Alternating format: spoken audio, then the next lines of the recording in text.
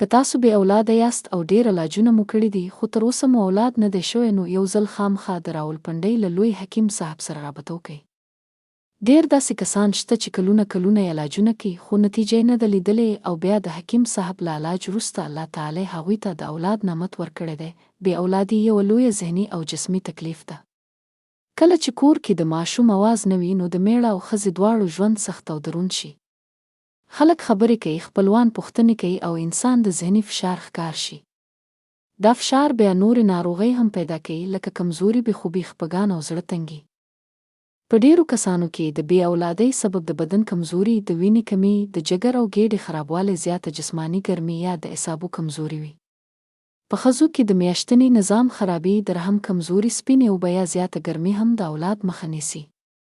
په سړو کې کمزوري، د نطفې کمزوري، ژر ستړیا او اعصابي خرابوالی هم لوی سببونه دي.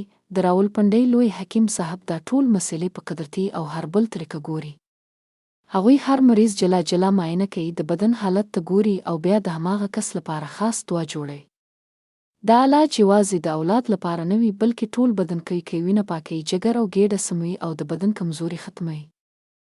ډېر میړه او ښځې چې نا امیده شوي وو کله چې د حکیم صاحب علاج یې شروع کړ نو په څو میاشتو کې د بدن حالت ښه شو، کمزوري ختمه شوه، ذهني سکون راغی او بیا د الله په فضل سره د اولاد خوشخبري ورته وشوه. دا هربل علاج کیمیاوي نه دی بلکې د بوټو، تخمونو، شاتو او قدرتي شیانو څخه تیار شوی وي.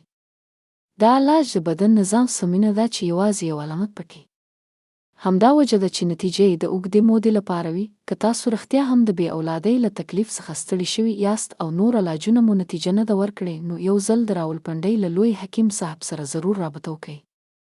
کیدای شي دا ستاسو لپاره د امید نوې دروازه وي. اولاد د الله لوی نعمت دی او کله چې انسان سمه وسیله اختیار کړي نو الله تعالی رحمت کوي.